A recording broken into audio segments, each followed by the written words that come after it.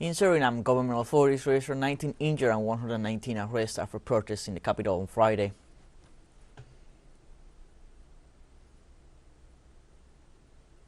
In Turkiye, the depth of the devastating 7.8 earthquake surpassed 40,000, according to authorities. Rescue operations conclude this Sunday. And in Ethiopia, African leaders discussed the challenges facing the continent as UN Chief Antonio Guterres called to do more to bring peace to conflict-hit regions.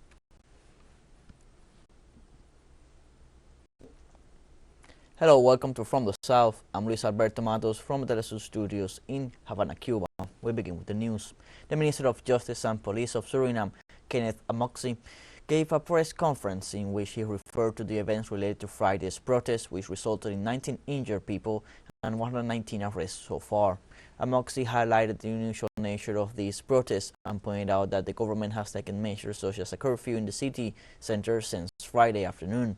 The minister said the riots during which demonstrators attacked and attempted to set fire to the National Assembly headquarters were organized and planned actions. In that sense, he urged to continue developing the ongoing National Assembly meetings. Although several stores were looted, Amoxi said Sunday markets would open except the stores in Paramaribo and part of Wanica.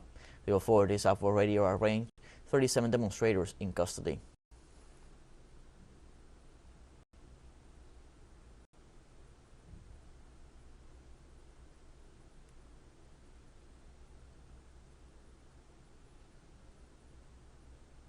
The Caribbean community called on Saturday for a greater leadership role in addressing current deteriorating situation in Haiti. In an official report, the institution stated it needs to take decisive action as soon as possible to address the growing insecurity and its widespread impact in all sectors of Haitian life. The headlines also agreed to participate in another conference with Haitian authorities in that country while helping in the development of a plan to restore security and the rule of law. At the conference, regional leaders stressed that the political agreement adopted on December 24, 2022 must be followed in order to achieve a so-called national consensus in Haiti towards an inclusive transition and transparent elections.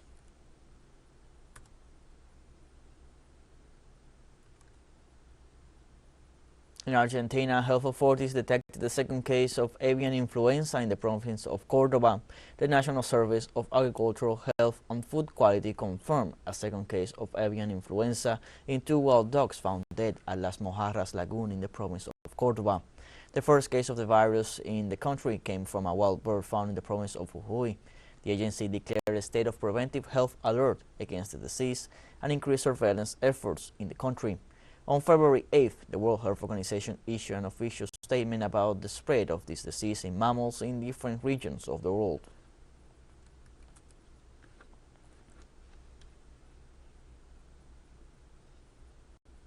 Around 400,000 tourists are expected to arrive in Bolivia for the celebration of the 2023 Carnivals of Oruro, declared a World Heritage Site in 2008.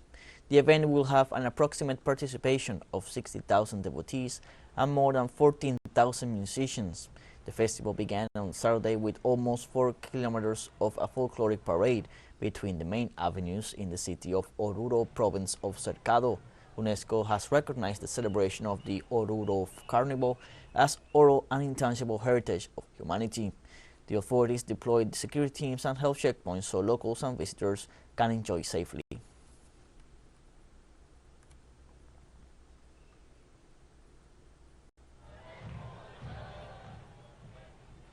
In the United States, the 5 police officers accused of murdering young men of African descent, Tyrone Nichols, pleaded not guilty before a jury in the city of Memphis. The officers appeared before a jury after being charged with murder, aggravated assault, aggravated kidnapping, professional misconduct, and abuse of authority. The defendants pleaded not guilty despite the fact that videos of the arrests were made public and aired on the country's most important networks. During the hearing, Judge James Jones asked the public for patience while scheduling the next hearing for the defendants for May 1st of this year.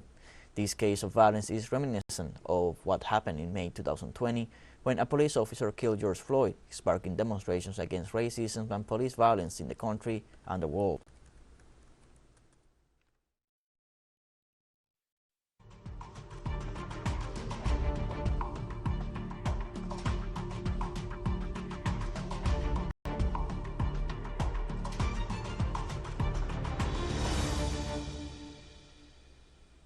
With the so-called March of Sacrifice, the people of Peru renewed this Saturday demonstrations against Dina Boluarte's government at early elections and a constituent process. After a week of calm, several social organizations agreed to renew the protest this Saturday, February 18th, and several groups have already confirmed their participation. The March of Sacrifice will consist of traveling through 3 districts of the region for approximately 4 hours. Concentration sites were Workers' Park in the city of Chiclayo at 2 p.m. local time, and they later moved to the town of Moshumi in the province of Lambayeque, where the march walked through its main streets. Then they went through Tucumán jurisdiction and ended in Ilimo. The goal of the march is to decentralize the struggling actions taking place in the north of the country.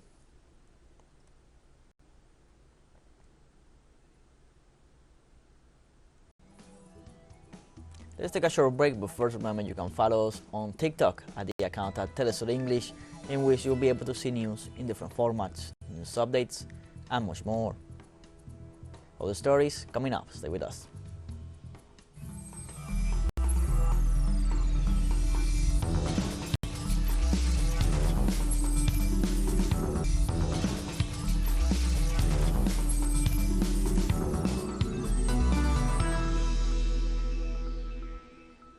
Welcome back from the south.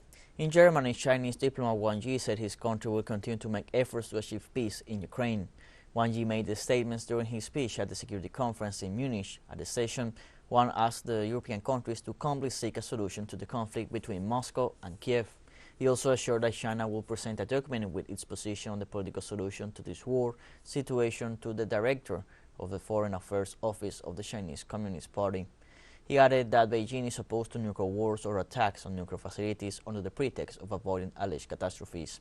At the same time, he recalled that since the beginning of the Russian special operation, his country has been promoting a peaceful solution.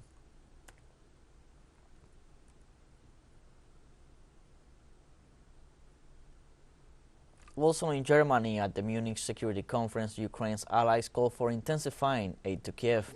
During the Munich conference, Kiev's Western allies called on them to give Ukraine the help it needs in its conflict against Russia. Likewise, Jens Stoltenberg, chairman of the North Atlantic Treaty Organization, called for more military support to Kiev, saying that this is the only way to stop Russia's advances and defend Ukrainian sovereignty. Previously, Emmanuel Macron, president of France, stated that they must prepare for a long-term conflict. Moscow has denounced on repeated occasions that Western countries are promoting the conflict between Kiev and Moscow.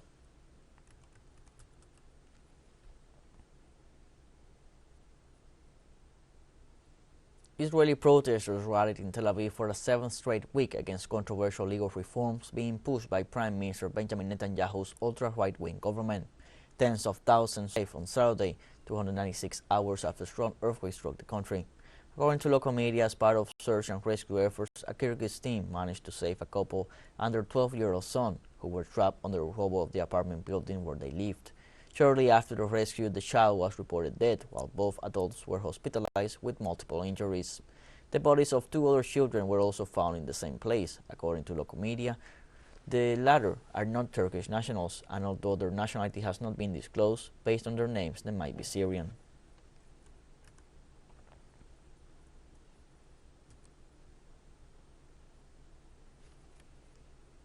In this context, search teams have uncovered the body of Ghana international football player Christian Atsu.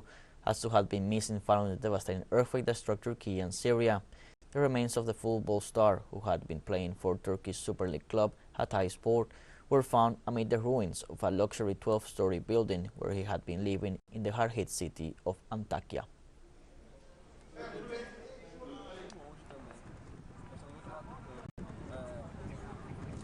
The Russian army delivered more than 2 tons of medicines to Syria to help hospitals in Aleppo with the treatment of the wounded after the earthquake. Russian Foreign Minister Sergei Shoigu said the aid includes antiseptics and disinfectants, hormonal drugs, blood transfusion kits, antibiotics, and painkillers. He added that the assistance was received mainly by the Syrian Military Hospital and the State University. The official also reiterated Russia is assisting in debris removal work on Syrian territory as well.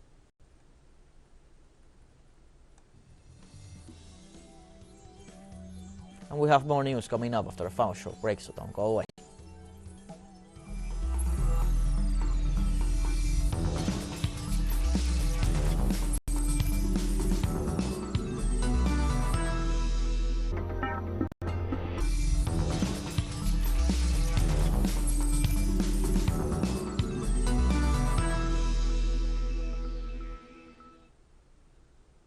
Welcome back from the South. African leaders met Saturday to discuss a slew of challenges facing the continent as UN Chief Antonio Guterres urged them to do more to bring peace to conflict regions. Africa is facing unprecedented drought in the Horn of Africa and deadly violence in the Sahel region and the Eastern Democratic Republic of the Congo. The two-day African Union Summit aims to address these problems and push for a free trade pact. The most complex issue to be addressed by the bloc is the possible ceasefire in the Sahel and Eastern DRC, where the M23 militia has seized swath of territory and sparked a diplomatic row between Kinshasa and the Rwanda government, which is accused of backing the rebels. Ethiopian Prime Minister Abiy Ahmed, host of the summit, lauded the bloc for its role mediating a peace deal between his government and the Tigray Liberation Front in November to end a brutal two-year war in northern Ethiopia.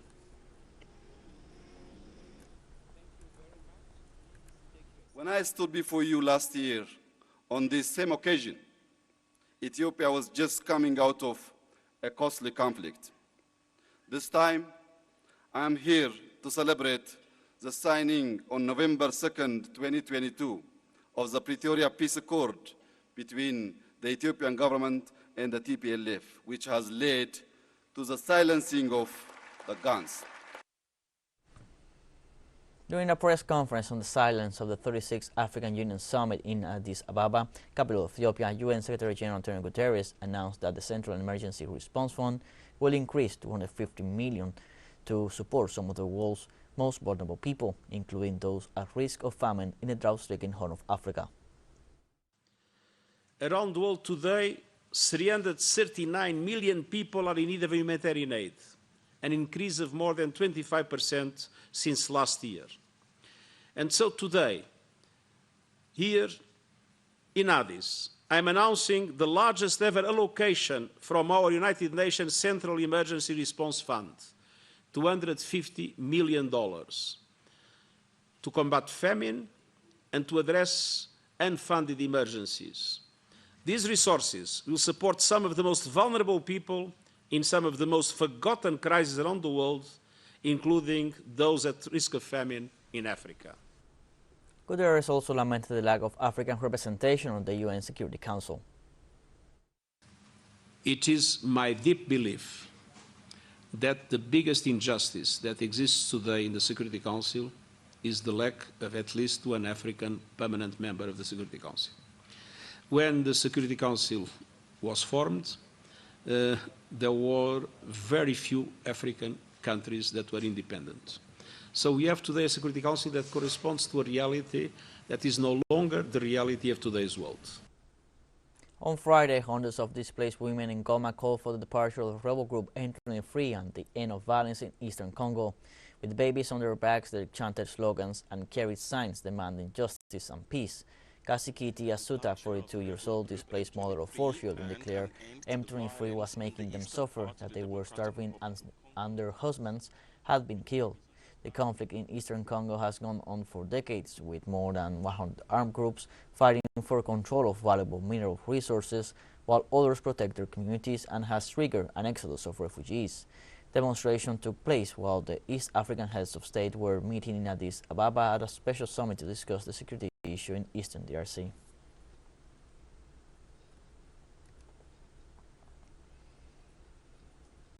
Front-runners in Nigeria's presidential race hit the campaign trail on Saturday in a major push to convince voters a week before the polls. More than 90 million people are registered to vote in Nigeria, where President Muhammadu Buhari is stepping down after his 2 terms allowed by the Constitution. The ruling All Progressive Congress candidate Bola Tinubu paraded through the streets of Maiduguri in northeastern Borno State. Several hundred supporters ran alongside the convoy as they made their way to the El Kanameni Sports Center, where more people with flags and placards gathered to listen to the candidate's speech. In nearby Adamawa State, from the city of Yola, the main opposition candidate Atiku Abubakar of the People's Democratic Party also held a proselytist act.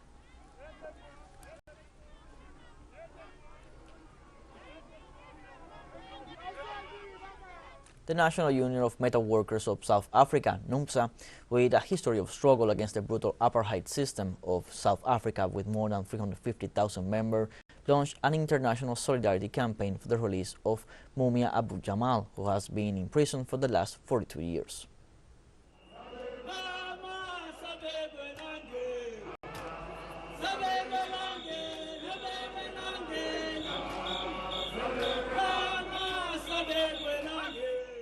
The National Union of Metal Workers of South Africa, NUMSA, led by its General Secretary Ivan Jim, has made an appeal to the judge of the Court of Common Pleas of Philadelphia County in the United States of America, Honorable Judge Lucretia Clemons, to consider releasing Mumia Abu Jamal from jail. We spoke to the General Secretary, and this is what he had to say. Well, today, as tomorrow start, from the 16th to the 16th of March, as the National Union of Metal Workers of South Africa, we're launching our international solidarity campaign in full support of the release of Mumia, who has been a political prisoner, a leader and a soldier of freedom and love of all people of the world, who has been wrongly kept in jail. And we're calling on the judges in the United States of America that in his appeal this time around, he should be released and be set free. There's absolutely no basis for him to be kept in prison. This is a campaign that we have waged over many, many years, separated by rivers and forests, with the people of the United States who have taken a very solid line in saying Mumia must be released. This campaign will be a rolling campaign that we will embark upon towards the 16th, because we of the view that the judges should not do anything else except to set him free. And this is a demand to say he's a political prisoner who has been a victim of wrongful arrest. He must be released. Justice must be done. And we will not rest beyond the 16th to embark on an international campaign. And our message to the judges: do the noble thing. Make sure that justice prevails. Release Mumia. He deserves his freedom. This militant union of metal workers in South Africa has promised to mobilize all progressive workers and organizations to embark on a month-long solidarity campaign to have their comrade Mumia Abu Jamal released from prison. For TeleSUR English, I'm Clover Banganai reporting from Johannesburg, South Africa.